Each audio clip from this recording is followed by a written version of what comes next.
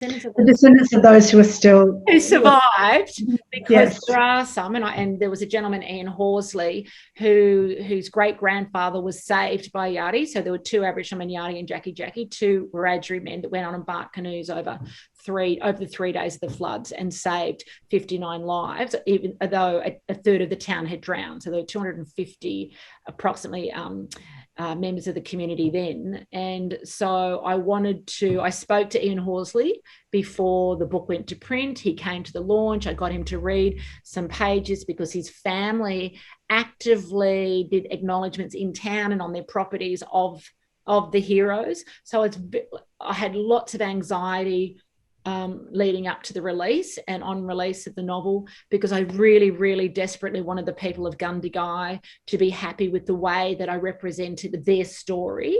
I had people in Gundagai read drafts. I mentioned Ian Horsley, but also Miriam Crane, who runs the tourism office there, but was on the Yardie and Jackie sculpture committee.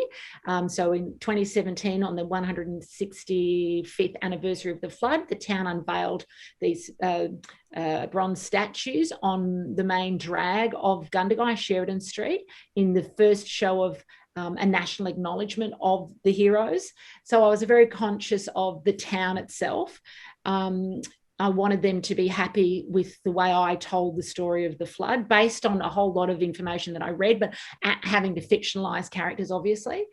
And obviously I was concerned always about the way in which I represent Wiradjuri people. So obviously I had lots of people, elders, read drafts and so forth, because as an author, my view is there's no point in having a book on the shelf if I've disempowered anybody or I've misrepresented someone. And because there's loads of misrepresentation of people everywhere as it is, and I don't want to be that person.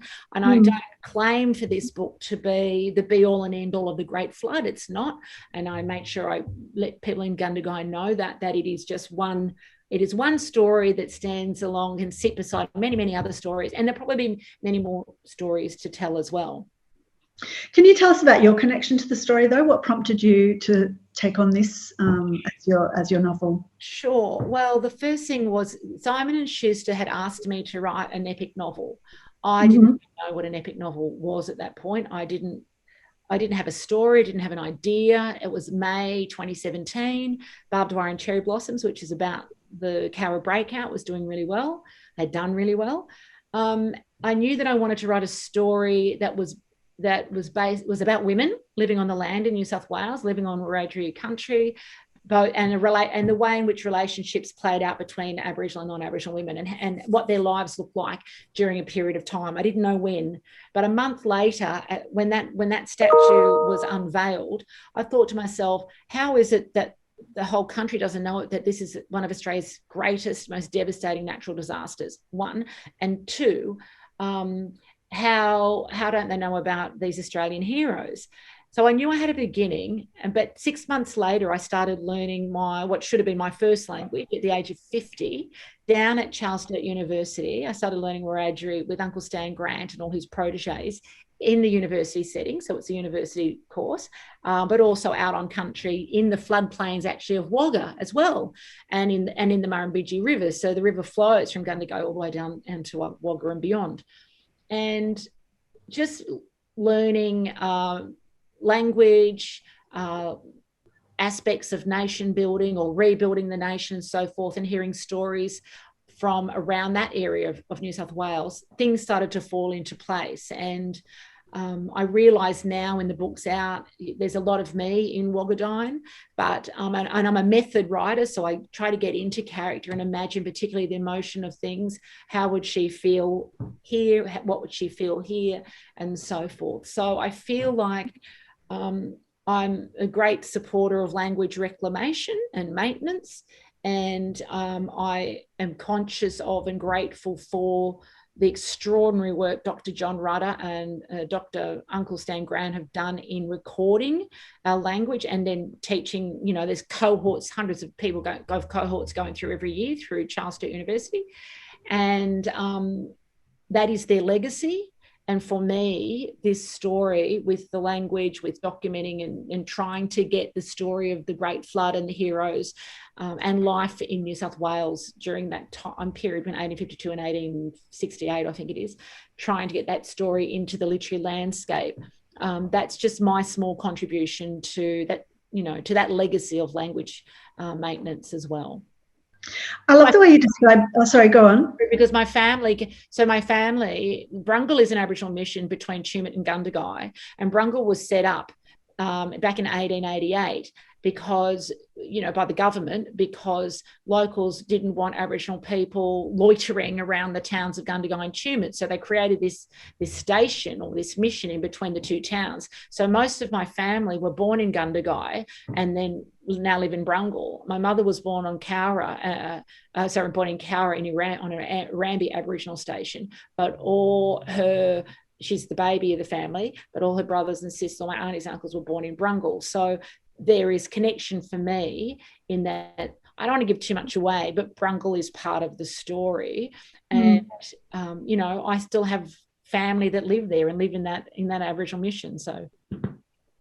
Now, you described yourself as a method writer, which I'm sort of intrigued by, because I think of, method acting. I've read you say before, I think it was with your book, Titus, where you had the main female characters, and I think you lived in the neighbourhood of each of the main characters for a certain amount of time to sort of get into that sort of method writing mindset. How did you apply that method writing process to this book? I love this question. Can I just tell you really quickly, when I was doing Avoiding Mr. Right in Melbourne, I was in St Kilda researching, and I actually stayed in, you might have heard of Mark Olive, he's the chef, Black Olive, and I stayed in his house while I was researching, and one of the characters lived in St Kilda, and she ate in every cake shop. Is it Ackland Street? So I had ate in every cake shop, put on 5 kilos. But the idea is I do whatever the character would do. So, when I went to Manhattan, I walked around imagining, I'd been to Manhattan before when I wrote Manhattan Dreaming, but I had to get in this mindset. Okay, I'm a girl from Bathurst. Everything's going to be big. If Canberra's big, Manhattan's going to be overwhelming. So with this novel, the idea is when you learn Wiradjuri, you have to literally forget everything you've learned about English grammar and how and it's because it's not just a direct translation. We have our own grammar system, we have our own language dictionary, and so forth. And so you have to think in Wiradjuri in terms of trying to find the right words and phrases for what you want to say. And I think that really helped me to get into the mindset of Wogadine in particular and her mother. And I stood in the floodplains of Wagga, on a Sunday morning. Sunday classes were out on country looking at sites and so forth. And I stood there thinking, and hearing stories about, what life was like there. And then, so I had to imagine what that may have been like. I got in a canoe in November of 2018. I got in a canoe and I paddled with a group of other people from Gundagai down the Murrumbidgee for 20 kilometres as a tribute to Yarri and Jackie. But for me, it was about trying to get an understanding of the actual river, what the landscape looked like on the side of the river, so I could write about that and so forth. And interestingly, we're out on a beautiful sunny day in November. I've got a life jacket on, so I'm not going to drown, right?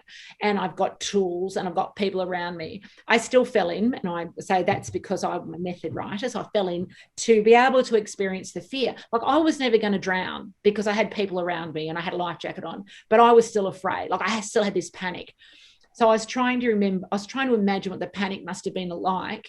As I know it's completely different, but I had to be in the cold water at least to have some sense of that, and to imagine what it would be like for the people in the floods who are clinging to trees and so forth in the dark of night, in the middle of June in freezing cold winter, with raging floodwaters and torrential rain, but also to imagine how difficult it must have been for Yarri and Jackie. There were 2 other men, Long Jimmy and Tommy Davis. They didn't save any lives, but they were on canoes elsewhere trying to rescue people.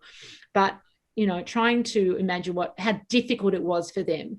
But by doing that, it also helped me understand how much those men knew about how to work with the river, and how to manage the river in a way in that time to be able to go out, save people from trees and roofs of houses, take them back, get to the side drag their canoe up the bank, let off the people and go back again. There's a knowledge that they had about how to manage that I come to understand when I was trying to just do it myself on a beautiful sunny day in November.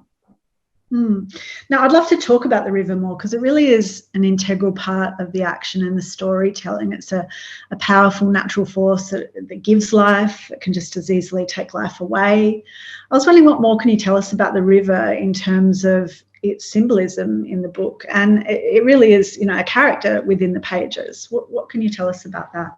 So the river is a character, as is the landscape. And I think people talk about a love story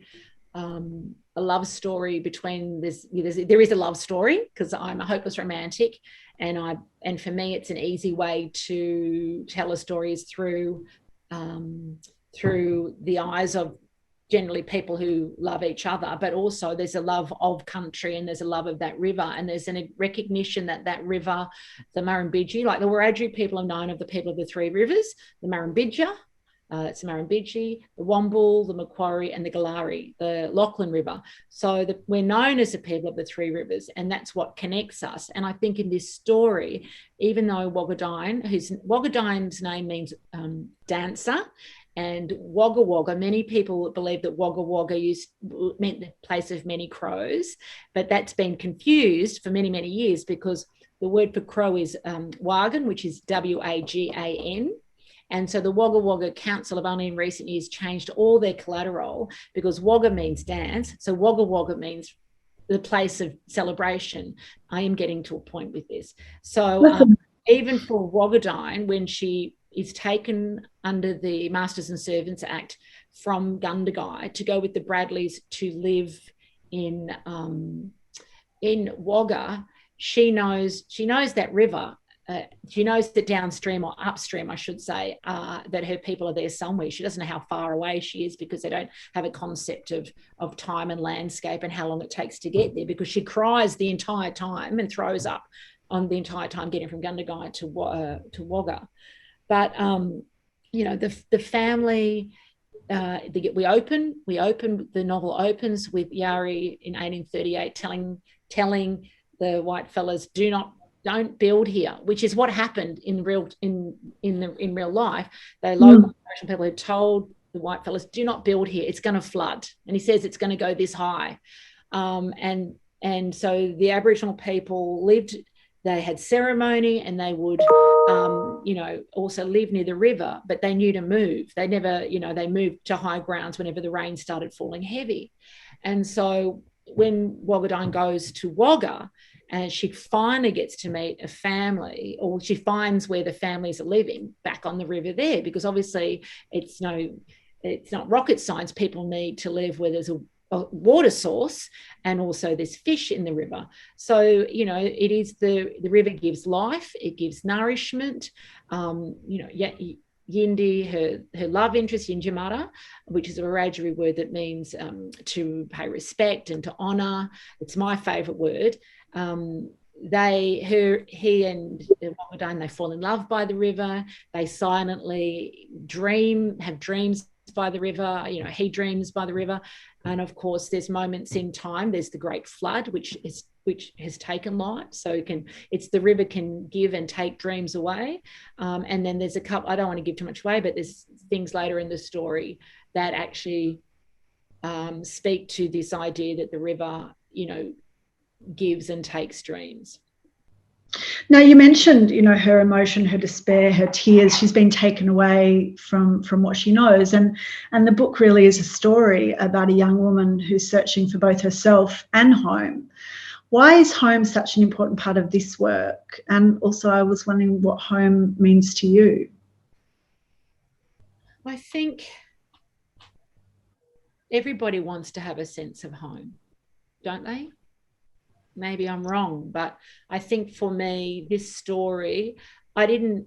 I always thought of it. It was going to be a story of heroism and homecomings, and without giving too much away, there's both of that in this, both of those notions in the story. But one of the issues around one of the ongoing consequences of legislation that's impacted Aboriginal people the country over is disconnection from land.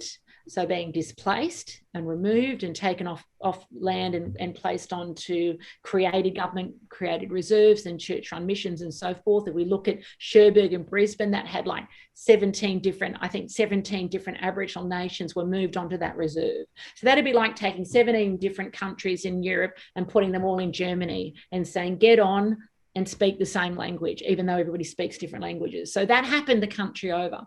And those sort of processes of displacement, of disconnection, and policies of protection, of removing children from families, policies of assimilation and so forth, all those acts, government acts that were also enacted by the church and the police and so forth, essentially had at their core the desire or the design to disconnect Aboriginal people from identity, from family, from country, from community, and from any sense of home. Because we know when we're with our family, when we are physically in a space that we call our country, and whether you're a New South Welsh person who moves to Queensland, you become a Queenslander, you still have a sense of place. Whereas I live in Queensland, but my sense of home is still down in New South Wales, central New South Wales. So I think for me, it's not just about Wagadine's desire and depression about being so far from her Miagarn, from her family and her home. It really is, it is a comment on people today people my age still trying to find their way home, having been moved under acts of protection, not only in New South Wales, but, the country over. And for me, home is, they always say home is where the heart is. And my home is where my family is. And so my family, my immediate family is in Sydney. But when I talk about going home to country, I mean going back to Tumut and Gundagai, Wagga and Cowra and so forth. Yeah, I mean, we all hear the acknowledgement of country, and I think we don't have the full understanding of what that actually means. So it's lovely to hear you sort of explain that more from your perspective. The book is about the relationship a lot, between these two main female characters. We've got Louisa, the white Quaker daughter of a chocolate magnate, and Waggadine, is it? Waggadine. Waggadine, because I was going to say Waggadani, but Waggadine, thank you. She's the daughter of the hero of the flood, and they have a complex relationship, and Louisa does have good intentions, what seem to be good intentions, but still her treatment of Waggadine is not really pure. And you write in the book, Louisa had been so focused on claiming Waggadine as family for herself, she had not realised that she was not hers to claim. What did you want people to think about when they're examining the nature of this relationship between Louisa and Waggadine? I think I want, Waggadine is very innocent and naive in many ways, because she's only ever, had this experience with her own family back in Gundagai and so forth, and not ever had a non-Indigenous friend, right? Because that didn't happen. She was a servant. She stayed in the house in Gundagai without a window, and then on Sunday she would go home and see her family. And she did what she was told by the matriarch until the matriarch drowned in the flood. And all of a sudden, Louisa appeared. She's a Quaker. And I learned when I was researching the book that when the Quakers arrived in Australia in 1832, their two main platforms were, to find equality for Aboriginal people and the rights of convicts. And I thought, oh my God, this character would be perfect to be a Quaker, because obviously I had to explain why she was so interested in being friends when nobody else wanted, there were no relationships to be known, to be had between, Aboriginal and Aboriginal women. So it made complete sense. Now, what happens is, of course, Louisa falls in love with James Bradley, and, he would have left quite happily, I think, would have left Wogadine in Gundagai. But Louisa had nobody. She had her lost all her family in the flood, and she pays a lot of lip service about, if I need Wogadine because she'll introduce me to people when I go to Wagga, and I can help the Aborigines and find equality. And she talks about this, but there's not a lot of action around that. And essentially, the core of that relationship is built on the fact that Louisa needs Wogadine as a companion. And I think what we see through Wogadine's eyes is that she realizes that Louisa never talks about her family, even the family that passed away. And she can't understand that because Wogadine's got, her parents and aunties and uncles and an endless stream of cousins. And there's a moment when they're getting the books out from under the bed to take down to the river for the kids. And she realized, she goes, I've never heard Louisa talk about her family. And part of that is interesting because I think we talk about cousins, and we don't talk about first cousins and second cousins and all that. I'll say that he's related to me, even though I might not be able to work it out on the family tree. We know that my grandfather was his grandfather's, for want of a better term, third cousin, or they were, so we know that we are, and that's family. And so I think what we see through the eyes of Wogadine is the difference in how we see people and how non-Indigenous people in that space saw people, and that how it was easy. It was very easy then, when you don't have so many connections to people, to actually just embrace someone and say, well, you'll be with me for a little while, for as long as it takes. Now, Louisa had the power to give Wogadine freedom, and she chose not to. But she says, she can't understand why Wogadine's so upset. Why are you so upset? I've given you a house with a window and all this sort of thing. This is your home. She says, well, not my home. This is your home. My home's back in Gundagai with my family. This is not my home. And Louisa finds that quite difficult to understand. And I feel like that also, that this idea that Louisa has is, I can help you. I'm going to help you. I'm going to find equality for you and your people, but it's on my terms, and I'm going to deny you your right to stay in Gundagai, and I'm going to take you with me. So I'm going to give you what you need, and I'm going to design how that looks, right? And I had an episode of that yesterday in a meeting around something I was very passionate about, having people say, non-Indigenous people say, well, this is what the biggest issue is for you, and this is how I think you should fix it.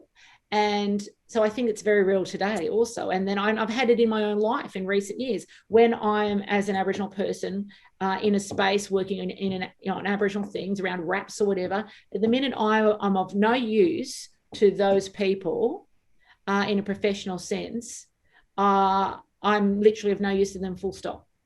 So there's no friendship, and that's gone. And I think I didn't think about it at the time, but when I look at Louisa's relationship with Wogadine, I said, yeah, that's pretty much how it plays out for a lot of people today still. There's a lot of lip service, which is what Louisa does, but the actual follow on. Now, I don't want people to think I'm giving it all away, Claire.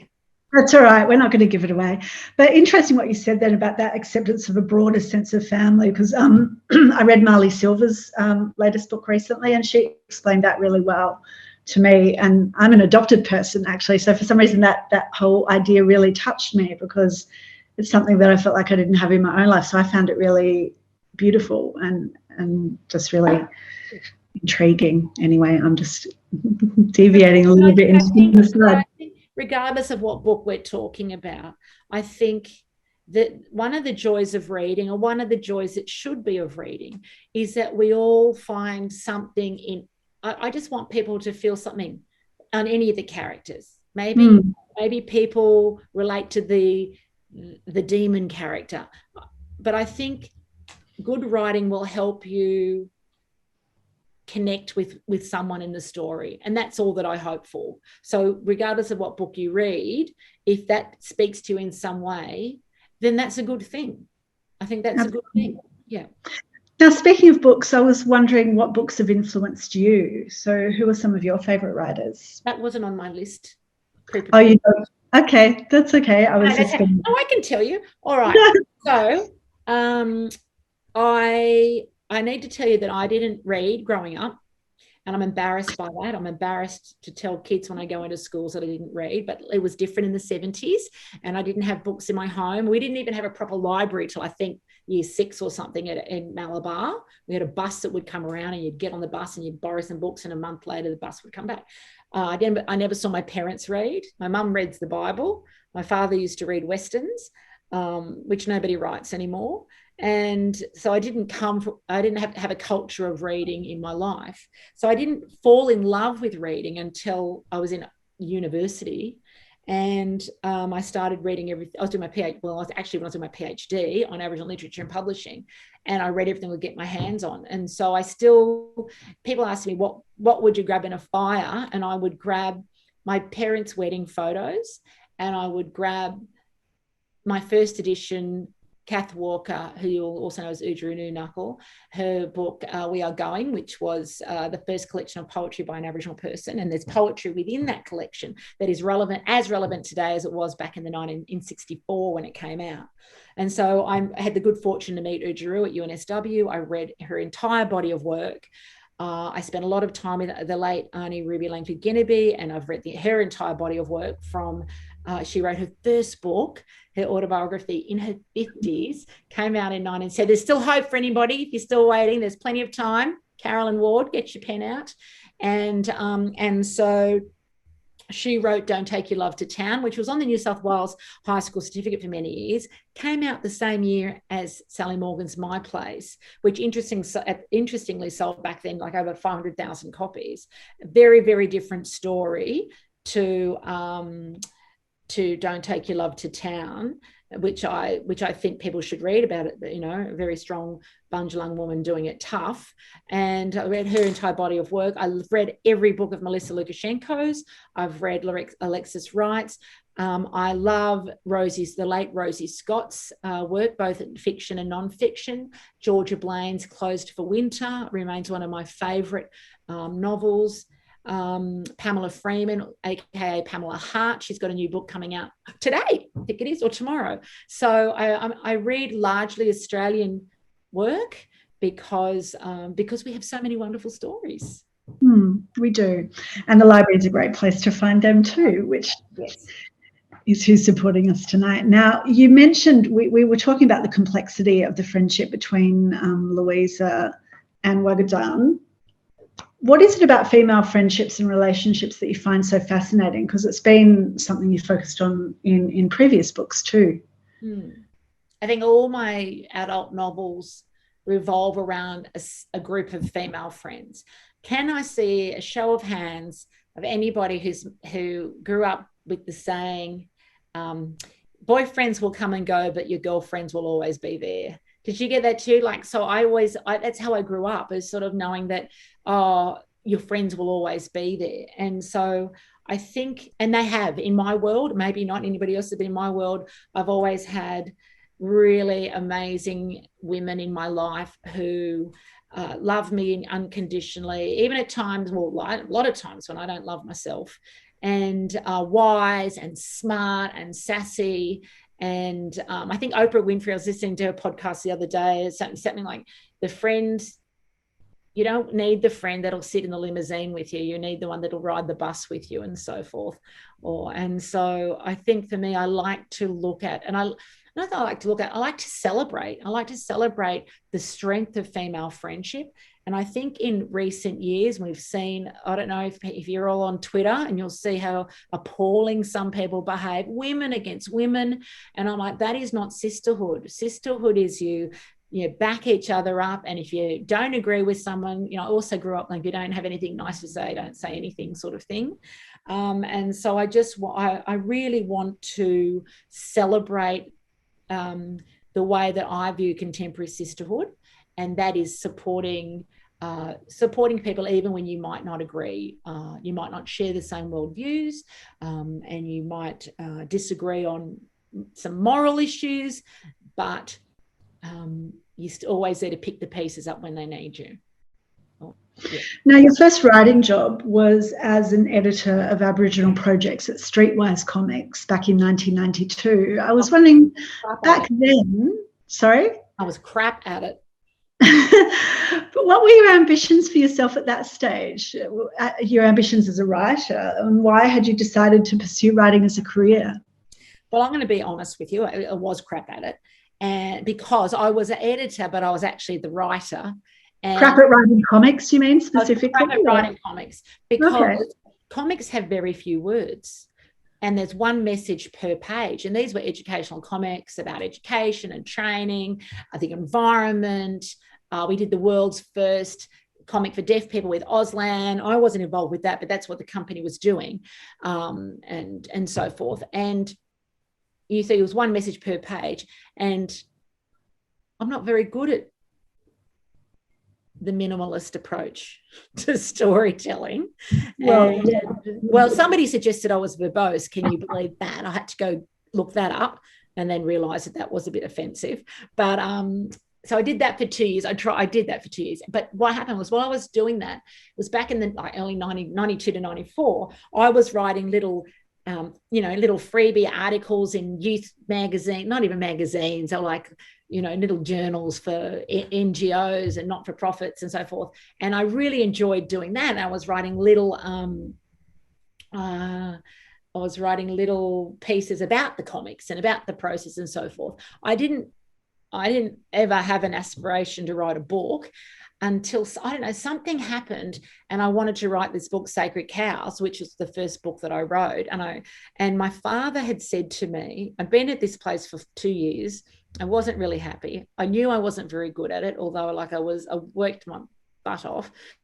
And my father had said to me, Anita, so many people around the world go to work every day and they hate what they do, but they go because they've got to feed kids and pay bills and rent, put kids through school and everything. If you can find a job that you love that can pay you, then that's what you should do. And my father loved his job. He was a carpenter. He was happy building things and he loved his job. So I had this concept idea, applied for a grant from the Australia Council, and then quit my job. And he was horrified. He said, "What did you do?" I said, "You told me to do something I loved." Because I didn't say don't have a salary. So you will all know, any writers in the room will know that you can't live on a writer anyway. And that was in that book, honestly, I can't live off the money I make as writing now, let alone back. And I've got 18 books, let alone back in the day.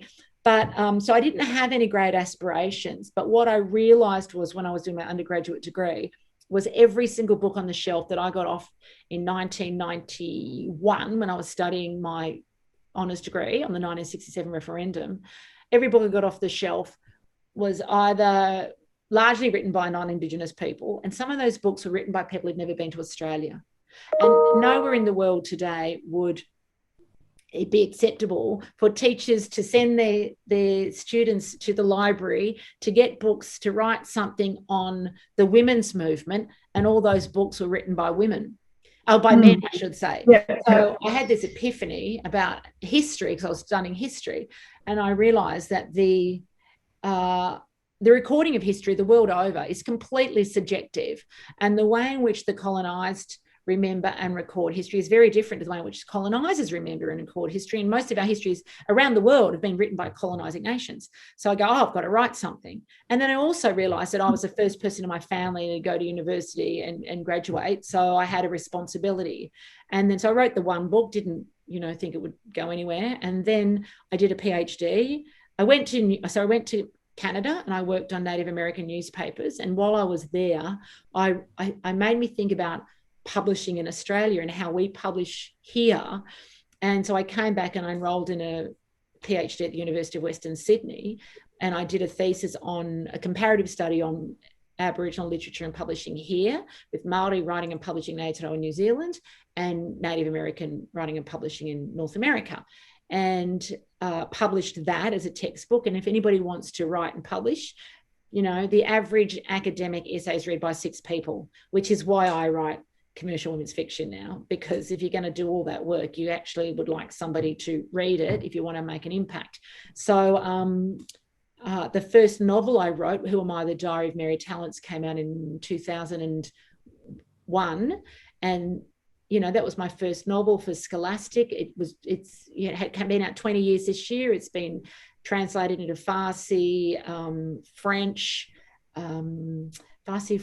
Spanish, and Mandarin. And Kevin Rudd wrote the foreword for the Mandarin version.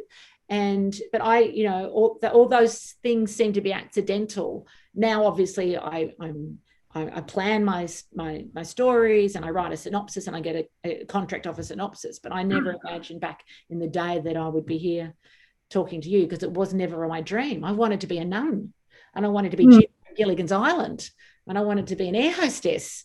You know, never wanted to be a writer.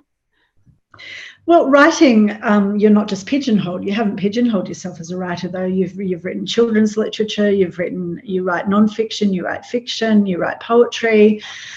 Can you take us through the processes for the different genres that you write within? Like, for example, how differently do you approach children's lit when you write that, as opposed to something like your latest book? Essentially, the process, the methodology is the same. So regardless of genre, I have a process which starts with a synopsis, which could be 1,000 words, pulled back to 300, pulled back to 25. So I've got the lift pitch, and I've got the 300. And I learned that late. I learned that around Titters, because the publisher said, I want the synopsis. So, like, I don't write the manuscript. I get, as I said, a contract on a synopsis. So I pretty much know the end of the story before when I sit down. Of course it changes, but I go in knowing this is my plan. So I write a synopsis. I do all my character breakdowns for the main characters. I work out their quirks and work out what they wear, what they eat, if there are any eccentricities. Maybe they have a particular way of talking or walking or whatever. So I know when I got a cover proof of a draft cover of Paris Dreaming, and on the cover the woman had an orange dress on, I rang the publisher, said, the character never wears orange, she wears black, grey and white. So you've got to change that. So I actually go to those specifics about what people look like, their hair and so forth.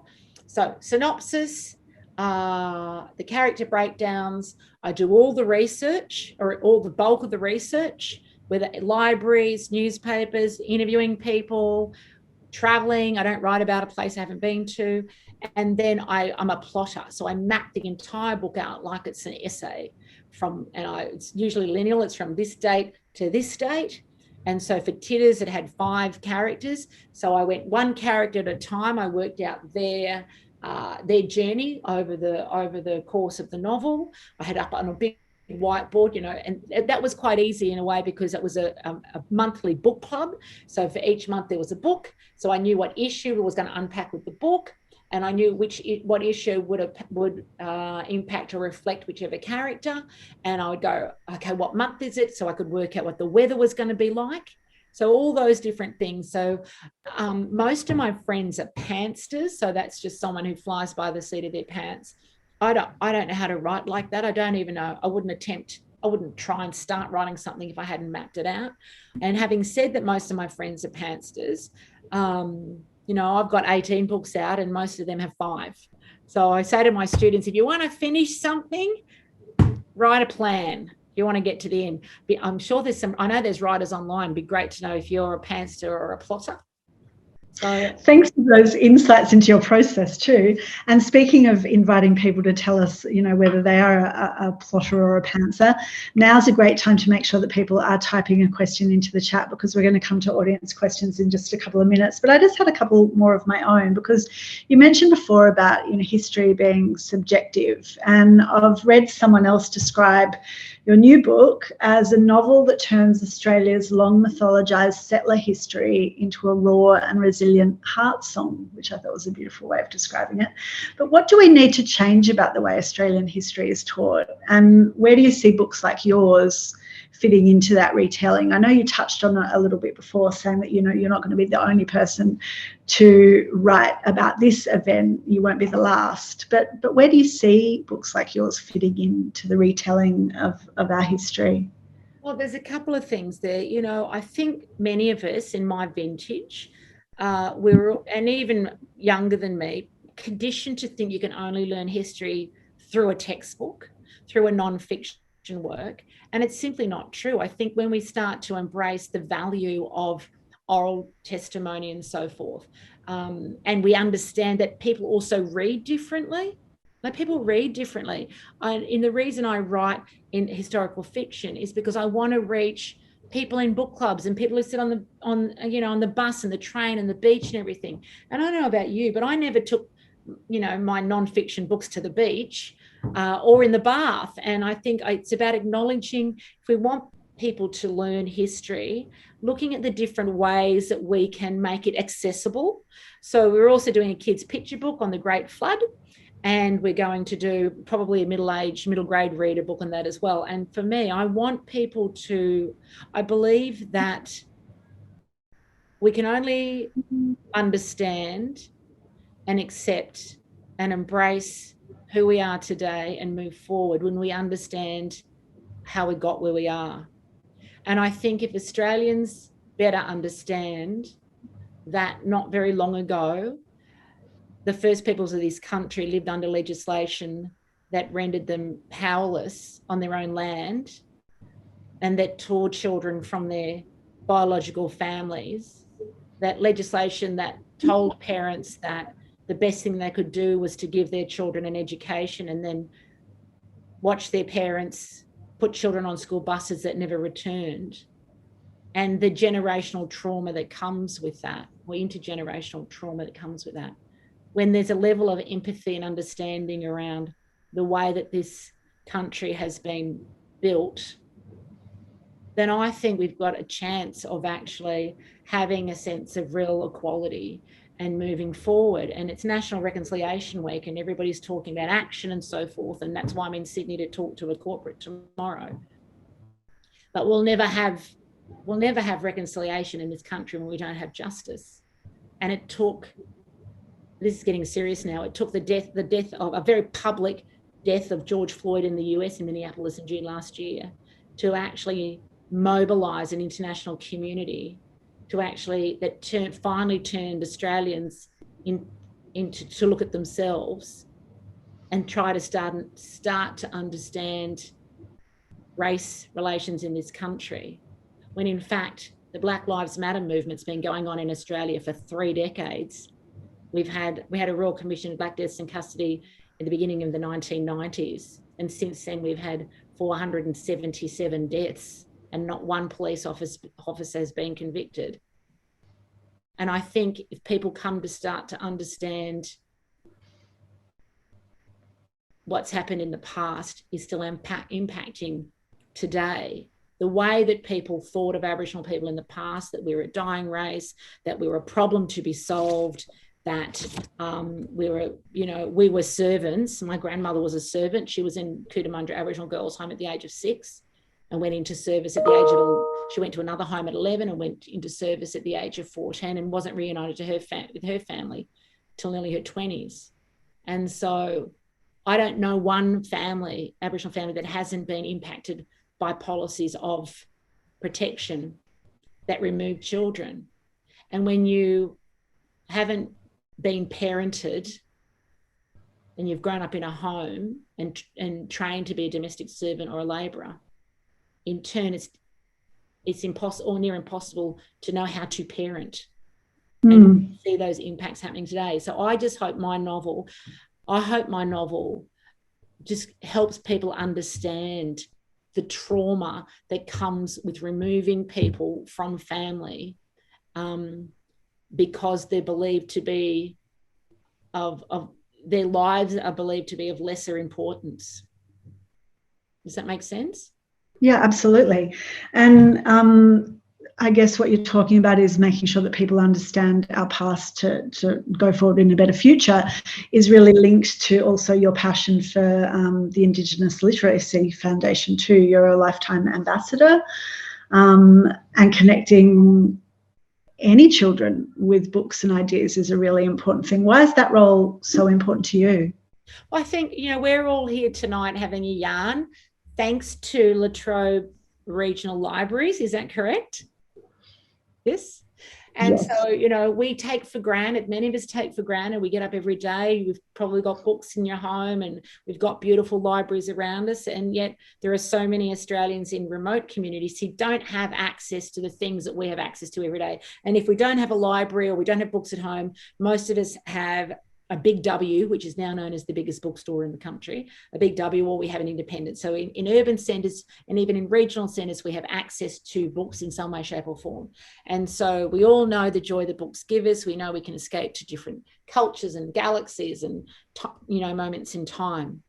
And I think all Australians should have that. I think all Australian kids in any classroom in this country should have the resources that they need to learn how to read and to learn how to write.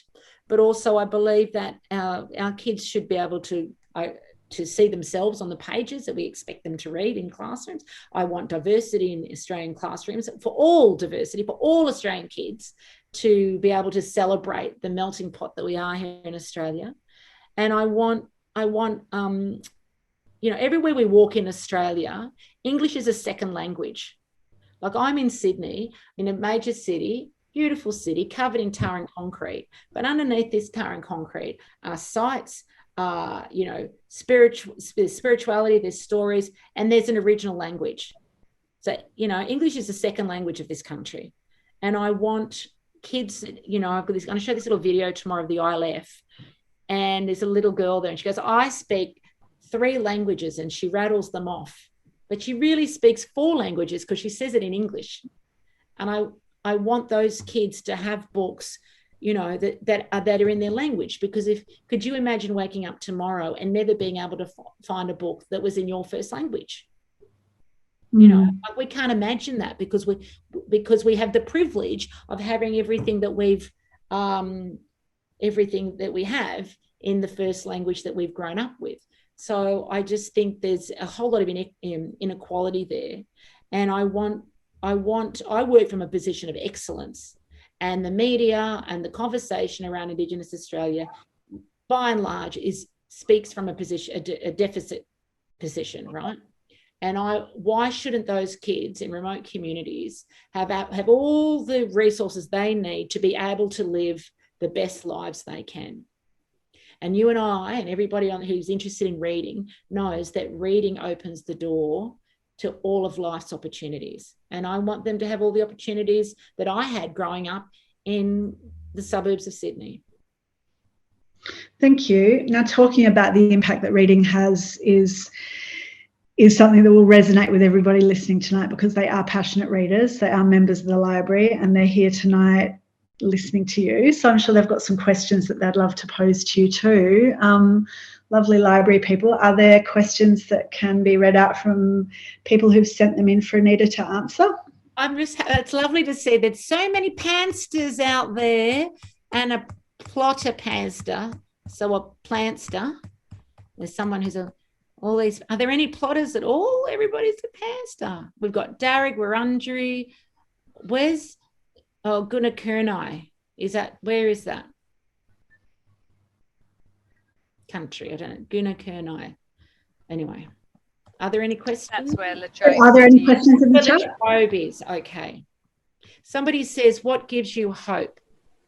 What gives me hope? Well, moments like tonight when people choose to come together and share a conversation. Okay, well, I'm doing most of the talking, but I get hope when I will say I'm overwhelmed by the response to Billy Dangalung Duray. I never anticipated it would be so well received. And what gives me hope? I do a lot of work in schools. I do lots of work in schools, and I see I see the joy of young people together, the diversity in the classroom, and kids just living their lives untouched by all the drama that you and I see on the news and so forth. And I feel hope that that they won't have to have the conversations that you and I have now, because we are because people like me and writers are building a foundation, trying to build bridges through literature to make some change and to make people think. And I think if I didn't have hope, I wouldn't get out of bed. I wouldn't bother. If I didn't have hope that what I did contributed in some way, shape or form, I wouldn't bother. And it's interesting because I'm strong. I have capacity. I have a platform. I know I could ring up the media and say, I want to make a statement about something. So I have agency. And there are moments when I feel completely disempowered. And yesterday was one of those moments. So I can see how people who don't have what I have, and I have a university degree and I have a role at a university. So I've got a lot of ways of having agency. But I have hope because I work with an amazing team of women leaders at UQ, extraordinary. Provost Chancellor of Indigenous Engagement is Bronwyn Fredericks. I watch her at a senior level and bring everybody into the conversation, whatever the conversation is, from the VC, the Senate down to students, bring everybody in, make everybody genuinely feel that they are being heard and welcomed, and deal with significant issues like the Uluru Statement or the changes that need to be made at the university. And so I see these amazing role models, and I see them making changes at institutions that have long histories of doing nothing. So there are pockets of wonderful things happening everywhere. We just don't hear about it all the time. Anita, I saw one of the questions come up. I mean, you did share a lot of insight into your writing processes before, but one of the questions that I saw pop up was asking if you had any specific writing tips for young writers who might be thinking about beginning in this world, in this wacky world of writing. Well, you have to read. They must read across genre, ideally, or at least read in the genre they want to write in. So that way that you get understanding of voice on the page. And when you read a diversity of voices, helps you decide what voice and what style you want to have on the page. I think writing workshops are great. If you have a local writers centre, absolutely participate in some writing workshops. There's probably more and more writing workshops online now. One of the upsides of COVID is we've all learned how to do everything online. I found when I was, much younger, having a writing buddy where we would find a time once a fortnight or once a month, and we would get together and we would just do writing exercises, used Julia Cameron's The Artist's Way and Kate Grenville's The Writing Book for exercises to do. And people have to write every day. I don't have to now, but honestly, if they want to start writing, they have to write every day. I say, because Julia Cameron says, do the 3 pages, get up and just write whatever's in your head. And when I run writing workshops, so I get to all the kids to do for a minute or two, just write whatever's in your head. And of course, they all write about food and, sports and so forth. So, the greatest thing is you tell people, just start writing. Now, my brother sent me a text once because I just wrote the first chapter of my novel. It's called Being Mr. Right. It's going to sit on the shop shelves next to your novel, Not Meeting Mr. Right. And I go, oh, great. Can I read it? He goes, oh, I wrote it in the shower. And I go, how'd you get it in the shower? Yeah, in the shower. He goes, oh, it's in my head. I go, no one can read a book that's in your head, Mark. So really, people just need to write. Yeah. Now, you mentioned that you've written 18 books, and we have, touched on a few of them, obviously focusing most recently on your new one. But a question that I saw pop up was asking what your next project is. Now, given that you write across so many different genres, what is that next project? I have a kids novel with Magabala about a young girl. It's called Corey Princess, but a young girl wants to be a Disney princess, and her siblings and cousins are mortified because Disney princesses are bad and you shouldn't wait for a prince to come along. But she's quite smart, this girl. And so hopefully that'll come out next year. I'm doing an updated version of Am I Black Enough for You? It's 10 years next year since that came out. It's 10 years this year since the Andrew Bolt case.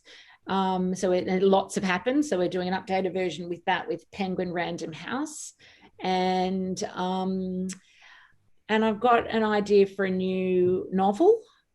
Now I think I should stick to maybe I don't know if I've got enough steam in me to do another epic novel, but I've got an idea for a historical novel, and we're just adapting Titters, the novel, for the stage, and that is meant to go into production in March next year, on stage in March next year at Le Bois Theatre for 3 weeks. So you all have to come to Brisbane, Girls' Weekend. Well, given it's like George is there, there's some boys there. Sorry. Well, it's so cold in Victoria at the moment. I say yes to that. Okay. Now, some of your achievements, like, we've talked about the 18 books you've award-winning. The ambassador for the Indigenous Literary Foundation, as I mentioned. You've had so many proud achievements in your writing career so far. What would you single out as the proudest? In my writing career? Well, growing up Aboriginal in Australia, I think was really, really important for me to do. And I'm very proud of that, because I know that every single person that contributed a story to that anthology believed that they could make a difference by telling their story. And I see so many educators, hundreds of educators, groups of educators across the country using that in professional development. So I'm very proud of that. But I think maybe because it's new and it's all fresh. And Dymocks made a book of the month, and today they made it in one of the Australian reads for June. I think this new novel, every review has just been extraordinary. I mean, we went into reprint in 3 days, and my elders love it. And I think if I never wrote another book, I would be happy to finish on this one. I'm not sure if you saw the comment that just popped up, but it said somebody write, OMG, I'm listening to Growing Up Aboriginal right now. You mentioned before about, the different ways that people read, and the rise of the audiobook, I guess, is really fascinating. Is this an audiobook? Are you reading it? Or? No, I have a terrible voice. I do. And I did, oh my God, I did a rehearsal for it. Oh no, it's awful. But no, Tamala Shelton, as it were. Now, Tamala Shelton also did some of the stories in Growing Up Aboriginal in Australia. So there's a cast of readers there. And she did what's this one? Billy Yada Dungalang Duray. She's also in the studio right now we've just sold the rights to Manhattan Dreaming and Paris Dreaming to Audible Australia. So she's doing the recordings for those. But this is how much of a small, and she did Too Much Lip by Melissa Lukashenko, I think. And it's great because this audiobook came out was released the same day as the ebook and the paperback. And what's interesting is I've had a lot of people tell me they've got the audiobook and the paperback, and that they've read and listened to both, and they really like the audio book, which is interesting. And so Tamala Shelton was interesting. I zoomed in when she was in the studio, and she said, I think my mum Jill. I had known her mother for decades, but hadn't clicked with the names. And Jill is Archie Roach's manager. So it's just like a lovely, it's bizarre. It's just a really small world. But yeah, so she's amazing. So I haven't listened to it. I need to do that. Well, the person who made that comment popped back up with another comment saying it's superb. Oh. So we are at time. Last chance for any last question that you might just want to jump in and ask Anita. If not, we can finish. So does anybody want another comment towards Anita, a question for her before we wrap up? Thank you, everybody. Oh, thank you so much. That went really fast. I'm sorry if I talk too much. You don't talk too much. It's amazing. I didn't even get through all of my questions, but your answers. And I'm really sorry that I was so looking forward to, I think some of you are in Melbourne, and I was so looking forward to getting to Melbourne in June to Eltham Bookshop and out to Readings, and just, I don't even remember the last time I was in Melbourne. So, we'll just have to wait until Victoria's safe and you're all allowed out, and I hope you've all got plenty of books to read until then. Well, yes, because I think the opposite is true for all of us. We can't remember the last time we were out of Melbourne, but hopefully we're getting there soon. Thank you so much, Anita. And if you haven't read the new book, absolutely connect with Latrobe Library, get on the waiting list, find the audiobook, read, whichever way you want to take in the information. It's a beautiful book. And congratulations on the Audible sales too, Anita. Thank you so much for your time. Thank you. Good night. Have a good night, everybody, and thank you. Carolyn. See you, Megan. See you next time. Bye, Sharon, Vicky, Jane. Bye. Claire, can you stay on for 2 seconds? Mm-hmm. Thanks. See ya. Bye, Carolyn. Bye. Bye.